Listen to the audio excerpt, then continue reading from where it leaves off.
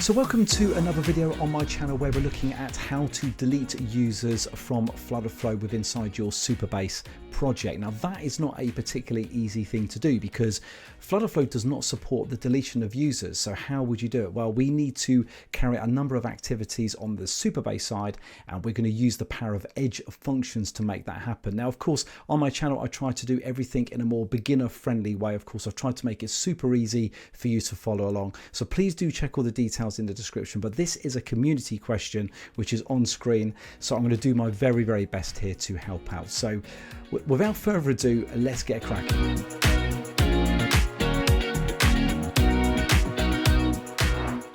So let's have a look then at what we're going to cover in this particular video. I've got a FlutterFlow application up and running here. The link is in the description, of course, if you want to follow along.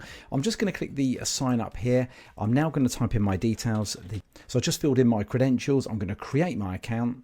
So that's all good. Let's go over to Supabase. Let's have a look and see what that looks like.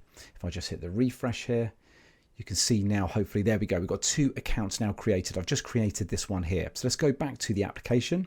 Let's move over to the profile page. And you can see just at the bottom here, we've got this option now to actually delete the account. So if I hit the delete account option, I've got a little warning that comes up here. If I hit confirm, you'll find that the account will then get deleted and I'll be returned back to the home page. Now, just to prove that, let's go back into Supabase here. Let's hit the reload here and you'll see that the Digital Pro 2 has actually disappeared. So that's what we're looking to achieve in this particular video. So let's see how we do it.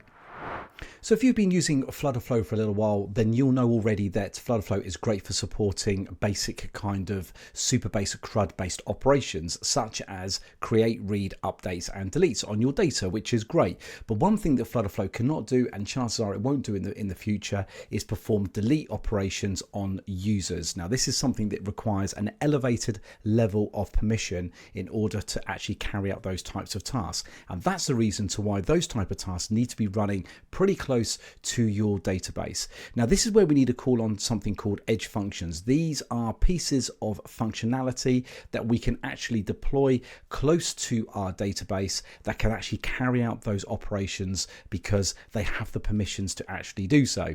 So in this particular section, we are going to look at creating an Edge function that will carry out the deletion of our users.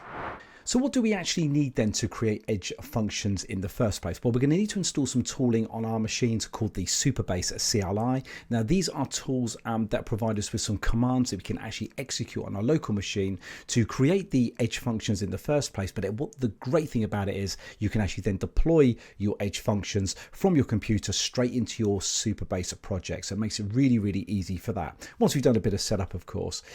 What we're also going to need to do in order to get the Supabase CLI actually installed on our machines, now depending on what platform you're running, whether it's Windows or Mac, you're going to need to install some additional software in order to make that happen. So with inside this particular video, we're going to focus on using some tooling called Homebrew, okay, because I'm using Mac. That's what I'm going to use, but I'm going to quickly show you actually how to install that and get yourself up and running. Of course, if you're using Windows, then please do head over to the nodejs.org website and install whichever LTS version that is available for your platform. Now, I highly recommend if you're using Windows to use this on Mac. I highly recommend to actually use Homebrew. So if you haven't got Homebrew up and running, then we'll show you how to get that up and running very quickly. But just head over there, and then of course you can then follow some of these particular instructions here on getting things up and running. Now, just one thing also to point out on the actual documentation as well, the Supabase team have created a fantastic little video here on this quick start. It's well worth having a look at that particular video. Although it's specific to Mac, it will certainly show you how to get up and running with a little bit more detail than what I'm going to show you in this particular video. So let's get started then. Head over to brew.sh and this is the page you'll be presented with. So what I'm going to do is I'm going to copy this now. This line here is what we're going to need. So if I just hit the little copy option here, I can copy it to the clipboard. Now let's head over to the terminal now and let's get this set up. So what I've done is I've headed on to my Mac desktop. I've gone and done a Spotlight search and I've typed in terminal, hit enter, and this is what I'm presented with. I've navigated down to a particular folder that I would like to create my projects in. If I just do a PWD here, you can see the directory now that I've just navigated to. So this is kind of like the home folder that I'm going to create my Edge functions within. So what I'm going to do now is I'm just going to paste in that command that we put into the clipboard. So let's just right click here and just do paste, hit enter, and I'm just going to type in my computer password here, hit enter, and of course away that is now going to go. Just hit enter, and you can see now that it's doing its magic, it's downloading everything that we need from the net, and then very shortly once that's done we'll come back and we'll carry on. Okay, so there we go, that's Homebrew installed. Now, one little gotcha, of course, if you are a new user to Homebrew and you haven't installed it before, which I have, but if you haven't installed it before, then it won't work out the box. There is one thing that you actually need to do. Inside the instructions here, you'll see that there'll be an option where it says next steps, and you'll see something that looks very, very similar to what I'm going to show you on screen here. What you need to do is you need to copy this whole statement all the way down here, from here to here. Just copy that, paste that into your terminal here, hit enter, and that will then make sure all of the paths are set up for you in order to run Homebrew correctly. So just a little gotcha there if you've never installed it before. So just make sure you do that. Once you've done that, you're ready to carry on. Okay, so next up, let's install the Supabase CLI. That's really straightforward to do. Type in brew install Supabase /tap/Supabase, just like that. Hit enter. And away it will do. It'll go off to the web. It'll get everything we need, get it installed on our machine, and we'll leave that to do its thing. So now the Supabase CLI is installed, we now need to log into Supabase from our terminal. So just type in Supabase and space login, just like that. And you'll see now that it's going to ask for an access token. So we now need to head over to that particular URL in order to generate an access token. So let's do that now. So we now want to give our Supabase CLI access to our project. So the way that we do that is we move over to that particular URL. You can see here that we've got no access tokens at all. I'm just going to generate a brand new access token, and I'm just going to call this one delete user, like that. You can call it whatever you like, but I've just called it delete user. Hit generate token, and we'll see a token that will get generated. Now we need to make a copy of this. I'm just going to hit the copy option here. You might want to record this actually in a safe place, obviously off the web, because you might need to access that again in the future, because once you refresh this page, that's going to disappear and you're not going to see your token. Of course, you can generate additional tokens or you can delete existing ones. There's no problem there, but we're just going to copy this now, and then we can now move into the terminal. We can now apply that now to the Supabase CLI. Okay, so back within the terminal, let's now paste this in here. Just hit paste and hit enter, and that's good. We're all now logged in. So any activity we can do now, we know we're going to be authenticated against our actual access token. So next up, what we now need to do is we now need to initialize this particular folder to be used for our Supabase project. So the way that you do that is you just type in Supabase, I get it right, Supabase init, like that, press enter. We're going to say no to this. And now that's now been initialized. That is good. Now what we now need to do is we now need to link this particular folder with our Supabase actual project itself. The way you do that is we just need to type in additional command now. So Supabase link --project-ref. Now we need to grab this project reference, and the way you do that is if you move back over to your actual project, I'll show you where you can pick that up from. So back then within Supabase, if we go over to the all projects now, if you was on that particular screen, if I go now to Supabase training, the actual URL is actually located, the actual project reference, should I say, is actually located quite easily and conveniently within inside the actual URL of your application. So you can just see here, this is the actual project reference itself. So everything after /project, that's what you need to copy. So I'm just going to copy that now, and I'll be able to now go back to the terminal and paste that into that project reference. Okay, so back at the terminal, let's just paste that in here. Just get the paste right, there we go. Just hit enter. And we now just need to now add in our database password. Okay, so enter your password here, but of course, if you forgot your password, let me quickly show you where you need to reset that with inside Supabase. So back in Supabase, if you go over to the cog here for project settings, move to database here, and you see this option here called database password reset. So just hit the reset database password. I'm just going to generate some password for me. Let's just copy that, and then let's just reset the password. So it's going to do its thing. That's now been successfully updated. Let's now head back over the terminal now. So let's paste it in there, just hit the paste, hit enter, and it's just going to do its thing, and we are all set up, so we can now continue. So you'd be pleased to know that's pretty well much most of the setup that you actually need to do to get your local environment all set up, ready to start creating these Edge functions. Now, of course, now you're set up, you're in this perfect world where you can now go and do additional learning to then start creating additional Edge functions for your project. But what we're going to do now is we are going to start creating our first Edge function, and the way you do that is we just right at this point we just need to type it in another command. So I typed in Supabase functions new delete dash user. So delete dash user is going to be our Edge function name. So just hit enter. That's done. So what that's now done is that's now created some folders on our machine called Supabase functions, and then we've got this folder called delete user. Now within inside that delete user folder there is a file that's being created for us. So what we need to do is we're going to modify that file in just a moment with some code that you're going to need to paste in, and we're also going to sort of create another file that it's going to need in order for that function to actually work. So let's go and do that now. Okay, so let's have a look at the files that's been created then. So you can see here on my screen, this is the directory that we're in when we're actually doing all the kind of the initialization right at the beginning of this particular video. You can see here, this is the Supabase folder. With inside there, we've got a couple of files, but the ones we're interested in are with inside functions. And then in the delete user, this is the name of our Edge function. Of course, as you create more Edge functions, then more and more of these will appear in this particular folder. So one I've got here is called delete user. Go inside that, and is this index file is the one that we're interested in.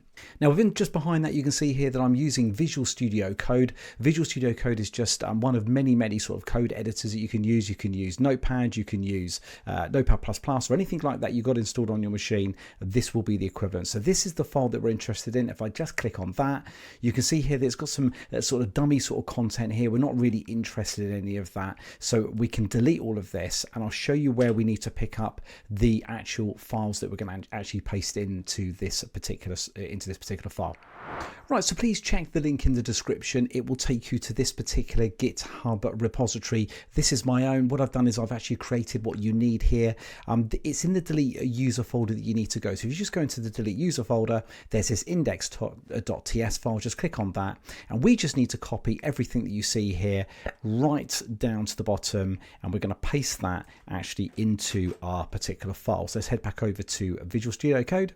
Okay, so let's just paste it in here. Let's just paste, and that's everything that we absolutely need. So we don't need to make any changes to this particular file. I've kind of done all of the work for you.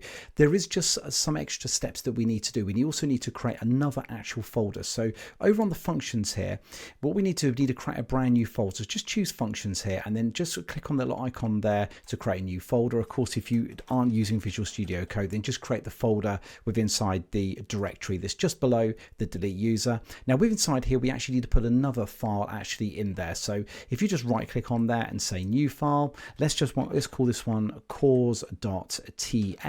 Just hit enter. So just create that file yourself, and then we just need to go back over to the GitHub repository, and let's just paste another content within inside here. Okay, so on the left hand side, choose the shared option, choose cause.ts, and we just need to paste the contents of this actually into that now file. Okay, so let's just paste it in there, and that's all that we need. I'm just going to save that there, and of course move back over to the index page and just make sure we save that as well. So that's pretty good. Pretty well much all of the code that we need is now being set up. So what I've done is with inside this particular piece of code is I've tried to put some comments in there. You can see this grey text here. There's some comments here just to explain a little bit about what this is doing. So if you are a programmer, then you've got some comments there you can actually look at to see what it's actually doing. If you're not a programmer, don't worry too much about it. The key piece of information really to kind of explain to you is that what we're doing is we're passing in the authorization token that it's available to us with inside FlutterFlow. We're passing this actually into this function.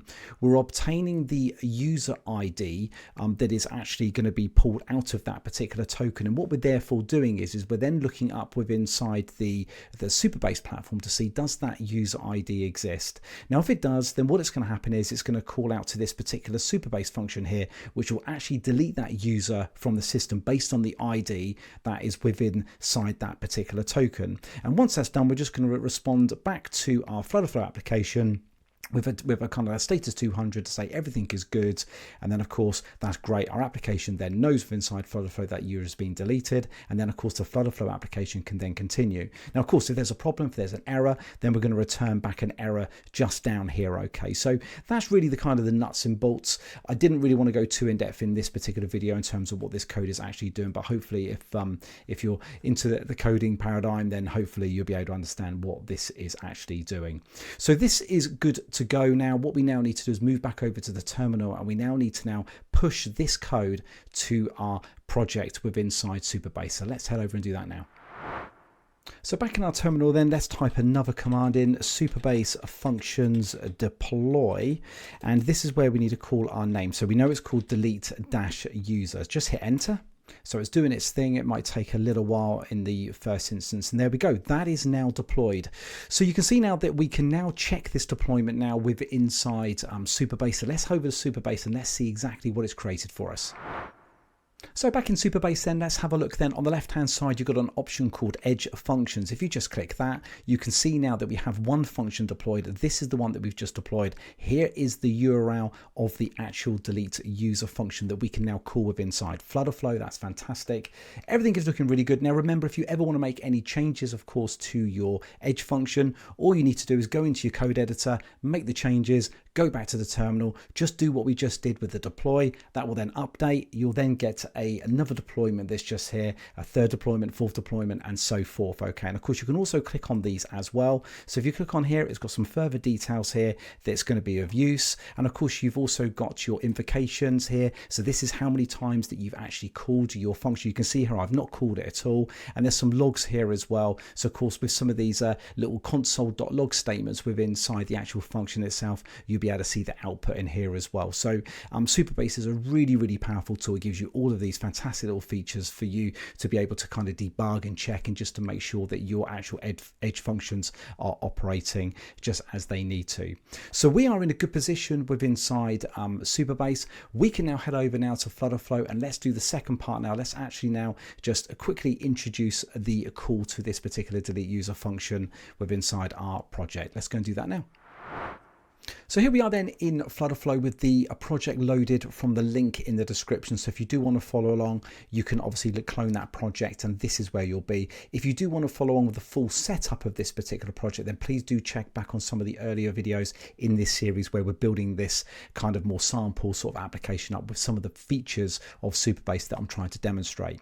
So what we need to do is, the first thing that we're going to do is create the API call. This is the API call that's going to be going to call out into our Supabase Edge function. So just on the left hand side, choose API calls, and we're going to click on the add button here, and we're going to create an API group. Just choose that, and I'm going to call this one Supabase Edge functions. I think will be good, and then we need to give it a base URL. So of course we now need to head back over to Supabase itself, and we can pick that up. So let's go to the details of our Edge function, and you can see here this is what we need to copy. So if you just copy that, let's move back over to FlutterFlow, of course, just paste that in there.